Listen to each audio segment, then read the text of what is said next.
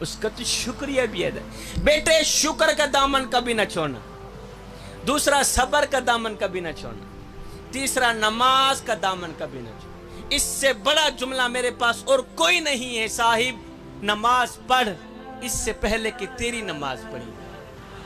اے بندے اللہ جب ناراض ہوتا ہے روٹی بند نہیں کرتا.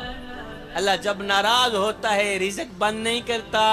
جی میں انشاءاللہ اللہ جب ناراض ہوتا ہے سورج کو حکم نہیں دیتا کہ فلاں شخص میرا نافرمان ہے. تیری کرنیں اس کے آنگن میں نہیں جانی چاہیے. نہ بندے نہ. اللہ جب ناراض ہوتا ہے تو سجدوں کی توفیق چھین لیتا ہے. اللہ جب ناراض ہوتا ہے تو بندے کا من اجڑ جاتا ہے. اور سید کو اتنا تو بتا دو جس بندے کا من بھی اجڑ جائے اس کے پلے رہتا ہی کیا ہے. نماز کے بعد بیٹا قرآن کا دامن کبھی نہ چھوڑنا. کیا سیدنا علی المرتضیٰ شیر خدا نے 1400 سال پہلے ایک جملہ ارشاد فرمایا تھا. آج تک مجھے یاد ہے.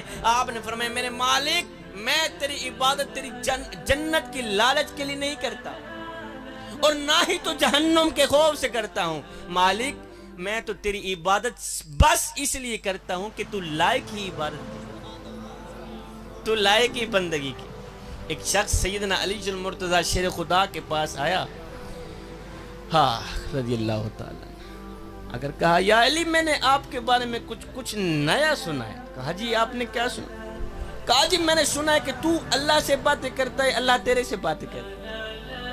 ایک شخص آیا سیدنا علی المرتضیٰ شیر خدا کے پاس. کہا یا علی میں نے آپ کے بارے میں کچھ نیا سنا ہے. کہا جی کیا سنا ہے؟ کہا جی میں نے سنا ہے کہ تو اللہ سے باتیں کرتا ہے اللہ تیرے سے باتیں کرتا ہے. ایسے ہے؟ فرمایا میاں تو نے ٹھیک سنا ہے. تو نے کہا جی وہ کیسے؟ اب سیدنا علی المرتضیٰ شیر خدا کا جو جواب ہے وہ دل کے کانوں سے سنیے گا.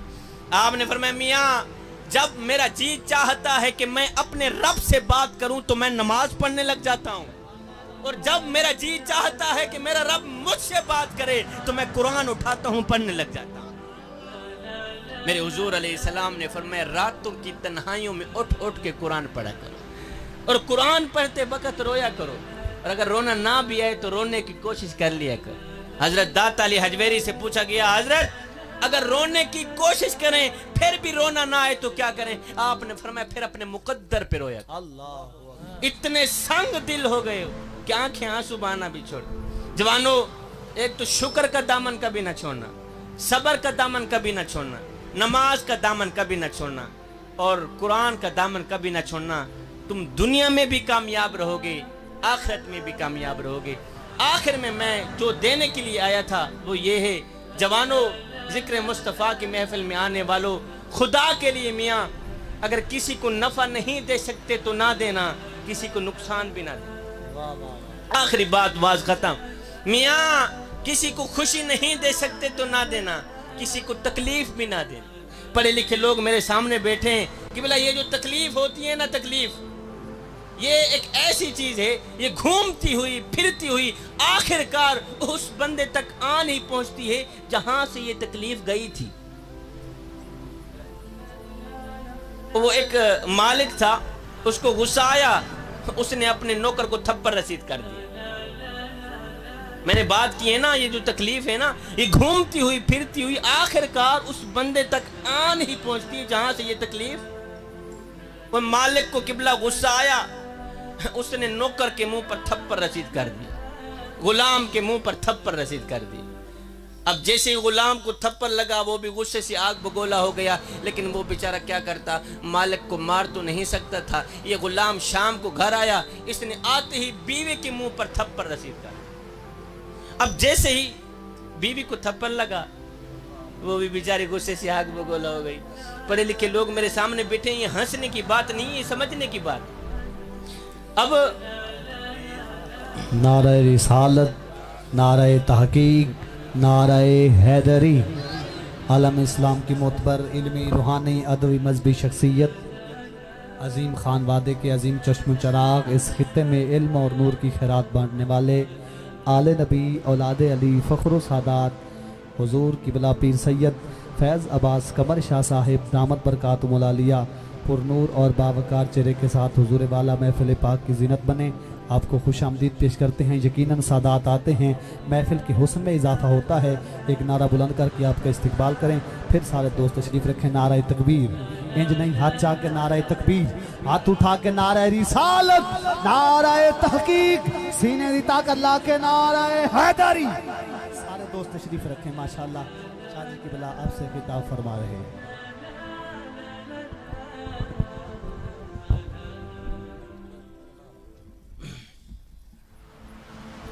किबला बादशाह सरकार भी आ गए।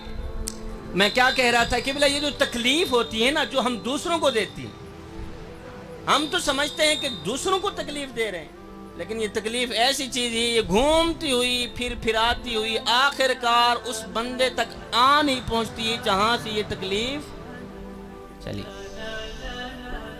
और एक मालिक था, उसको गुस्सा आया, उसने नौकर को थप्पड़ मारा।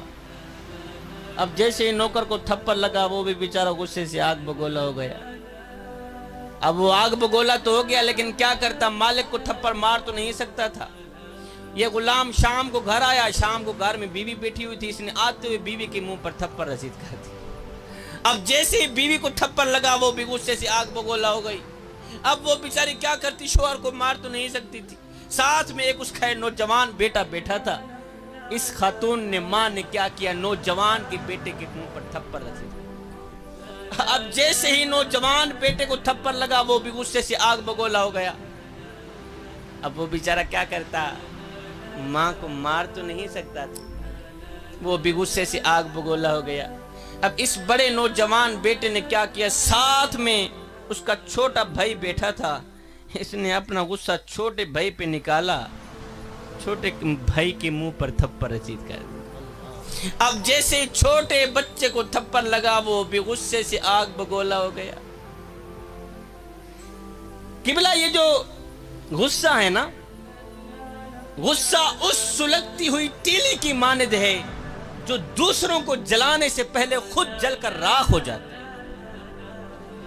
अब इस नौजवान ने, बड़े भाई ने जैसे ही छोटे बच्चे को थप्पड़ मारा ना, वो भी गुस्से से आग बगोला हो गया।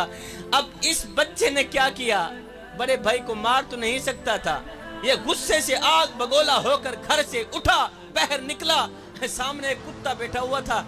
इस बच्चे ने जाते हुए कुत्ते के मुंह पर थप्पड़ रसीद कर, खामोश, कुत्ते के मुंह पर थप्पड़ रसीद कर।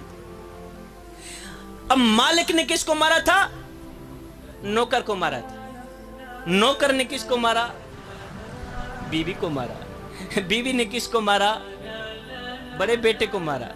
बड़े बेटे ने किसको मारा, छोटे भाई को मारा। छोटे भाई को गुस्सा आया, बच्चा था, छोटा मासूम सा बच्चा था, उसे गुस्सा आया, वो बाहर निकला, सामने कुत्ता बैठा था, इसने जाते हुए कुत्ते के मुंह पर थप्पड़ रसीद कर दिया। जैसे ही कुत्ते को थप्पड़ लगा, वो भी गुस्से से आग बगोला हो गया। अब कुत्ता गुस्से से आग बगोला होकर घर से उठा, बाहर दौड़ता हुआ गया, आगे एक शख्स आ रहा था, इस कुत्ते ने क्या किया, उस आने वाले शख्स के पांव को काट दिया। पता है वो शख्स कौन था, ये वही शख्स था जिसने नौकर को मारा था। अल्लाह, किसी को दुख देकर, किसी को गम देकर, किसी को तकलीफ देकर, तुझे क्या लगता है कि तू सारी जिंदगी ऐसे ही मुस्कुराता रहेगा? ना बंदे ना, बस वक्त के उलटने की देर है, तेरी बारी भी दूर नहीं है, इसलिए कि जिंदगी के किसी न किसी मोड़ पे अपना किया आखिर भुगतना ही पड़ता है।